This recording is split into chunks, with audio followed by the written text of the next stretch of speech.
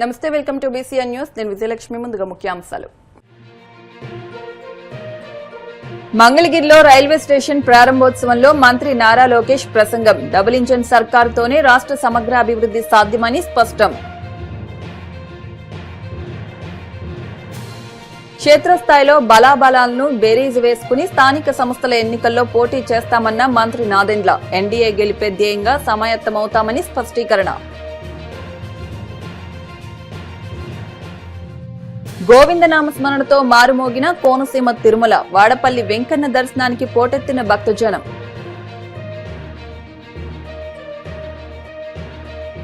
తిరుమల శ్రీవారిని దర్శించుకున్న సీఎం చంద్రబాబు సతీమణి నారా భువనేశ్వరి. ఆలయ మర్యాదలతో స్వాగతం పలికిన అధికారులు.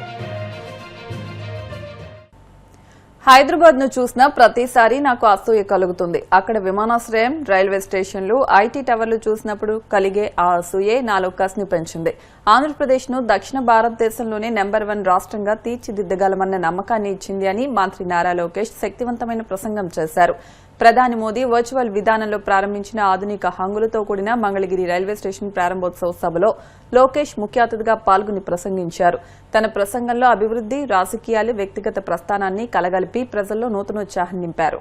భారతదేశంలో అనేక సంస్థలున్నాయి. కేవలం ఒకే సంస్థ మొత్తం భారతదేశాన్ని కలుపుతుంది. ఆ సంస్థనే మన రైల్వేస్. ఇక్కడ చాలామంది మన జీవిత ప్రయాణంలో ట్రాక్ మీద నుంచిన వారు ఉన్నారు. అదేవిధంగా ఒక రైలు ఎక్కి ఆ కిటికీ నుంచి బయటికి చూసి మన భారతదేశం ఎలా ఉంటుందో మనందరికీ తెలిసిన విషయం. వాస్తవంగా చెప్పాలంటే భారతదేశ అభివృద్ధిలో రైల్వేస్ అనేది ఒక కీలకమైన పాత్ర వహిస్తుంది. అందుకే గౌరవ ప్రధానమంత్రి శ్రీ నరేంద్ర మోడీ గారి నాయకత్వంలో ప్రత్యేకంగా రైల్వేస్ పైన శ్రద్ధ పెట్టారు. గతంలో మనందరం చూసాం, రైల్వేలు టైంకి వచ్చేది కాదు, ట్రాకులు శుభ్రంగా ఉండేది కాదు, కావాల్సిన సేఫ్టీ ఉండేది కాదు, ప్రయాణికులు అనేక ఇబ్బందులు ఎదుర్కొనేవారు. అలాంటిది గౌరవ ప్రధానమంత్రి నరేంద్ర మోడీ గారు ముందు చూపుతో ఈరోజు మనం ఒక్కసారి చూస్తే ఎప్పుడు లేని విధంగా వందే భారత్ కానివ్వండి, బుల్లెట్ ట్రైన్లు కానివ్వండి, కవచ్ సేఫ్టీ టెక్నాలజీ కానివ్వండి, 100% ఎలక్ట్రిఫికేషన్ కానివ్వండి, ఏకంగా మోడర్న్ ఫ్రేట్ కారిడార్స్ కూడా ఈరోజు మనం అభివృద్ధి చేసుకుంటాం జరిగింది. ఒక మాటలో చెప్పాలంటే ఈరోజు మనందరం ఒక రైల్వే రెవల్యూషన్ అనుభవిస్తాం జరుగుతుంది. గౌరవ ప్రధానమంత్రి గారి ఆలోచన ఒకటే, దేశం అభివృద్ధి చెందాలంటే రైల్వేస్ అభివృద్ధి చెందాలి. అందుకే ఎవరు ఊహించిన సమయంలో ముంబై, అహ్మదాబాద్కి ఈరోజు భారతదేశం రైల్వే ట్రైన్ కూడా ఏర్పాటు చేసే ప్రక్రియలో ఉంది. ఇంతేకాదు, ప్రపంచంలో ఎక్కడ లేకపోయినా హైడ్రోజన్ ట్రైన్ రీసెర్చ్ కూడా మనం చేస్తున్నాం. అది గ్రీన్ మొబిలిటీకి, సస్టైనబిలిటీకి మనం పునాది వేసుకోబోతున్నాం. ఈరోజు Kavach automatic train protection system కూడా వచ్చింది. అంటే రైల్వేస్ ఎప్పుడు లేని విధంగా సేఫ్టీ పెరిగింది. వేలాది కిలోమీటర్లు కొత్త రైల్వే లైన్లు వేస్తున్నారు. ఉన్న రైల్వే లైన్లు కూడా మోడర్నైజ్ చేస్తున్నారు. దానివల్ల కనెక్టివిటీ పెరుగుతుంది. మేడం గారు డ్యాష్ పడినప్పుడు ఒకటే చెప్పాను, పెమ్మసాని గారు కూడా ఇక్కడే ఉన్నారు.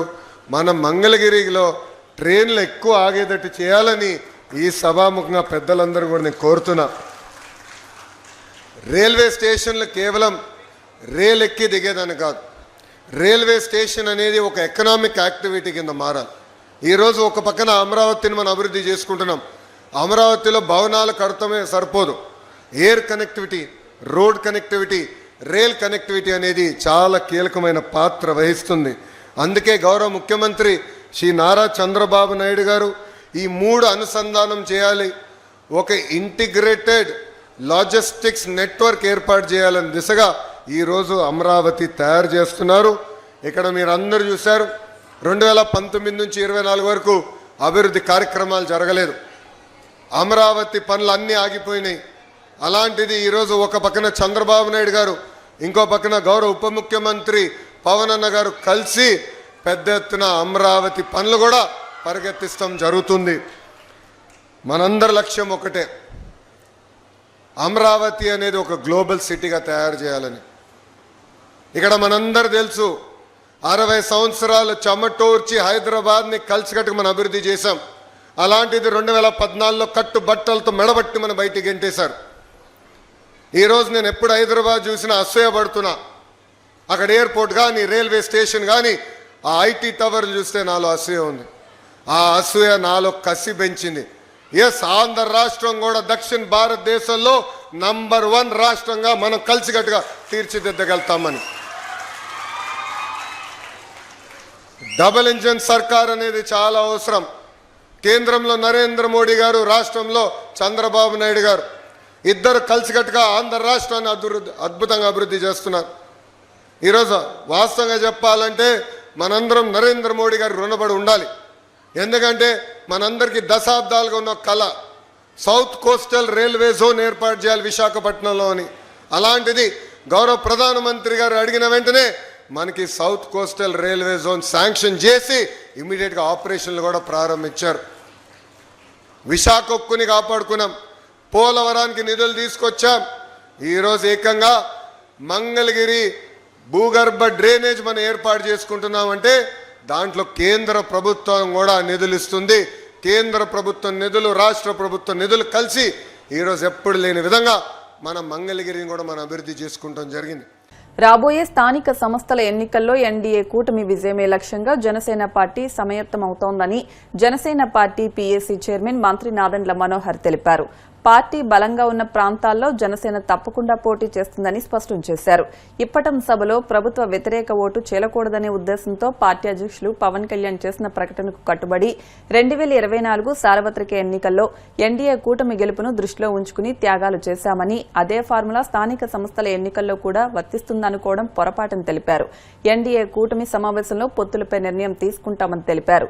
కూటమి బలోపేతమే ప్రధాన లక్ష్యమని స్పష్టం చేశారు. జనసేనలో కష్టపడి పనిచేసే వారికి ఎన్నికల్లో పోటీ చేసే అవకాశం కల్పిస్తామన్నారు. పట్టణంలోని 30, 31, 32 వార్డుల్లో ఉదయం నుంచి మున్సిపాలిటీ అధికారులతోటి స్థానిక ప్రజాప్రతినిధులు, 3 పార్టీల నాయకులు క్షేత్రస్థాయిలో మేము పర్యటిస్తూ ఉన్నాం. ప్రజల దగ్గరికి వెళ్ళినప్పుడు ఎక్కువగా మేము అందిస్తున్న సంక్షేమ కార్యక్రమాల గురించి పూర్తి స్థాయిలో సంతృప్తి వ్యక్తపరచడం జరిగింది. ఒక విధంగా చెప్పాలంటే ఇన్ని ఆర్థిక ఇబ్బందులు కూడా గౌరవ ముఖ్యమంత్రి గారు చంద్రబాబు నాయుడు గారు, అదేవిధంగా రాష్ట్ర ఉప ముఖ్యమంత్రి పవన్ కళ్యాణ్ గారు సమన్వయపరుచుకుంటూ ప్రభుత్వంలో అటువంటి లోటు లేకుండా, ప్రజలకు ఎక్కడ ఇబ్బంది కలగకుండా క్షేత్రస్థాయిలో లబ్ధిదారుని గుర్తించినప్పుడు అర్హత ఉన్న ప్రతి ఒక్కరికి సంక్షేమం ద్వారా ప్రతి నెల మనం అందించే సుమారు 3,000 కోట్ల రూపాయల ఆర్థిక సాయం పెన్షన్ల ద్వారా ప్రజలకు చేరుతోందనేది ఒక సంతృప్తిని ఇచ్చింది ఈ రోజున. అదేవిధంగా అభివృద్ధి కార్యక్రమాల్లో క్షేత్రస్థాయిలో ఉన్న రోడ్ల విషయంలో కానివ్వండి, సైడ్ కాలువల విషయంలో కానివ్వండి, మరమ్మతులు చేయాల్సిన ప్రాంతాల్లో ప్రజలు మా దృష్టికి తీసుకొచ్చినప్పుడు ఆల్రెడీ మేము ఒక ప్రణాళిక సిద్ధం చేసుకుని ఈ 31వ వార్డు అమరావతి ప్లాట్స్లోనూ, అదేవిధంగా 30 వార్డులో గతంలో చేపట్టిన కొన్ని ప్రధానమైన కాలువలు స్టామ్ వాటర్ డ్రైన్ అయితే మనం చేసాము. చెంచుపేట బ్రిడ్జ్ దగ్గర నుంచి మనం జేఎంజే కాలేజ్ వరకు వీటన్నిటిని కూడా ఇంకా మౌలిక సదుపాయాలు కల్పించాలని తపంతో పనిచేస్తున్న వివిధ శాఖల్ని సమన్వయపరుచుకుంటూ ముందుకు వస్తూ ఉన్నాం. ఈ ఒక్క ప్రాంతంలోనే దాదాపు 10,50,00,000 రూపాయలు మంజూరు చేశాం. వర్కులు వివిధ దశలో ఉన్నాయి. చేయాల్సినవి ముందుగా మేము సిపిడిసిఎల్ నుంచి కరెంటు సమస్య ఎక్కడ లేకుండా, వోల్టేజ్ సమస్య ఎక్కడ లేకుండా ఒక యుద్ధ ప్రాతిపదిన ట్రాన్స్ఫార్మర్లు మార్చుకునే విధంగా ఈ రోజు నుంచే కార్యక్రమం మొదలు పెడతాం. అదేవిధంగా వీధి దీపాల కొరత ఎక్కడ లేకుండా ఈ ప్రాంతంలో కూడా కొంతమంది మా దృష్టికి తీసుకొచ్చారు. మహిళలు ప్రత్యేకంగా కొన్ని సమస్యలు వీధి దీపాల గురించి తెచ్చినప్పుడు ఇమ్మీడియట్గా వాటిని కూడా తీసుకెళ్లే విధంగా మనం ముందుకెళ్తాం. వీటితో పాటు ప్రజలు ఏదైతే కోరుకుంటున్నారో మౌలిక సదుపాయాల కల్పనలో ప్రత్యేకంగా అమరావతి ప్లాట్స్లో 3 పార్కుల నిర్మాణం, ఆ పార్కులతో పాటు వీలైతే అక్కడ పిల్లలకి ప్లే గ్రౌండ్ కూడా ఏర్పాటు చేసి వారికి మౌలిక సదుపాయాలు కల్పించాలని ఒక ప్రయత్నం చేస్తున్నాం. ఈ కార్యక్రమం అయిన తర్వాత అన్నా క్యాంటీన్కి వెళ్ళి అక్కడ ప్రతిరోజు భోజనం ఏర్పాటు ఎట్లా ఉన్నాయి వాళ్ళతో పాటు భోజనాలు చేసి అక్కడ కూడా వాస్తవ పరిస్థితులు తెలుసుకోవడానికి తప్పకుండా ఒక ప్రయత్నం చేస్తాం. రాజకీయంగా కూటమి మేము 3 పార్టీలు కూడా సమన్వయపరుచుకుంటూ ఎక్కడ కూడా ఎటువంటి గ్యాప్ లేకుండా ఎన్డీఏలో మేము భాగస్వాములుగా ఒక బాధ్యతతోటి గౌరవ ముఖ్యమంత్రి గారు, గౌరవ ఉప ముఖ్యమంత్రి గారు, అదేవిధంగా కేంద్రంలో నరేంద్ర మోడీ గారి నాయకత్వంలో నిధుల విషయంలో ఎక్కడ కొరత లేకుండా మేము చేస్తున్న కార్యక్రమాల్లో భాగంగా రాబోయే రోజుల్లో స్థానిక సంస్థల ఎన్నికలు కూడా సిద్ధమవుతా ఉన్నాం. ఈ కోణం నుంచి మనం చూసినప్పుడు ప్రతి ఒక్కరికి ఒక అవకాశం కల్పించే విధంగా ఎక్కడైతే స్థానికంగా నాయకత్వం ఉందో ఆ నాయకత్వాన్ని బలోపేతం చేసే విధంగా ఇక్కడ ఒక మాట మాత్రమే మీకు మీ దృష్టికి తీసుకొస్తున్నాను. ఎందుకంటే ఉదయం నుంచి చాలామంది నన్ను ఫోన్లు చేసి అడిగారు, ఒక పత్రికా వార్తలు వచ్చినాయని. వివిధ మాధ్యమాల్లో కానివ్వండి, పత్రికల్లో వచ్చిన విషయం కానివ్వండి, పవన్ కళ్యాణ్ గారు రాష్ట్ర ప్రజలను దృష్టిలో పెట్టుకొని సార్వత్రిక ఎన్నికలప్పుడు అవసరమైతే మనం తగ్గుదాం, ఏ ప్రాంతంలో మన అభ్యర్థులు ఉన్నారో పార్లమెంట్లో కానివ్వండి, శాసనసభలో కానివ్వండి, వాళ్ళందరికీ కూడా పోటీ చేసే అవకాశం ప్రతి ఒక్కరికి ఈ సందర్భంలో కల్పించలేకపోతామేమో. కానీ రాబోయే రోజుల్లో పార్టీని బలోపేతం చేసుకుంటూ ముందుకెళ్దాం. 2024లో జరిగిన ఎన్నికలు మాత్రం ఓటు చీలనివ్వం అనే మాట ఆయన ఇచ్చినందుకు దాన్ని గౌరవించుకుంటూ ఎక్కడ కూడా పొరపాటు లేకుండా ఆయన నిలబడ్డారు.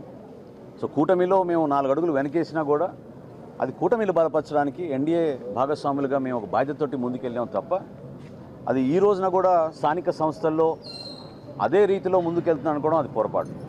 కాబట్టి జనసేన పార్టీలో ఉన్న మా నాయకులు, కార్యకర్తలు వివిధ ప్రాంతాల్లో మేము పర్యటించినప్పుడు వాళ్ళందరికీ కూడా రాబోయే రోజుల్లో కూడా మీకు పోటీ చేసే అవకాశం కల్పించడానికి కోసం తప్పకుండా మీ నాయకత్వం బలోపేతం అయ్యేటట్టు మీరు క్షేత్రస్థాయిలో పర్యటించండి, నిలబడండి. పవన్ కళ్యాణ్ గారు కోరేది కూడా ఒకటే, యువత ముందుకు రావాలి, మహిళలు ముందుకు రావాలి, రాజకీయంగా అందరికీ మనం చక్కటి అవకాశం కల్పించాలి. అటువంటి అద్భుతమైన ఒక వేదిక కష్టపడి జనసేన పార్టీ నిర్మాణం చేసినప్పటి నుంచి కూడా ప్రజల పక్షాన్ని నిలబడి పోరాటం చేస్తూనే ఉన్నారు. కాబట్టి అప్పుడు వర్తించిన ఫార్ములా ఈరోజు కూడా వర్తిస్తుందనే వార్త ఈరోజు వచ్చింది. అది కరెక్ట్ కాదు. మొన్ననే మాకు ఎన్డీఏ సమన్వయం చేసుకుంటూ మీటింగ్ చేసుకున్నాం. సో రాబోయే రోజుల్లో మన బలబలాలని బట్టి, మన నాయకత్వాన్ని బట్టి, ఏ మున్సిపాలిటీలో, ఏ జిల్లాలో ఎక్కడ మనకి నాయకత్వం బాగా ఉందో వివిధ పార్టీని సమన్వయపరుచుకుంటూ Telugu Desam party, Janasena party, Bharatiya Janata party 3 కూడా ఒక బాధ్యతతోటి ఇప్పుడు కాసేపు ప్రకటనలు.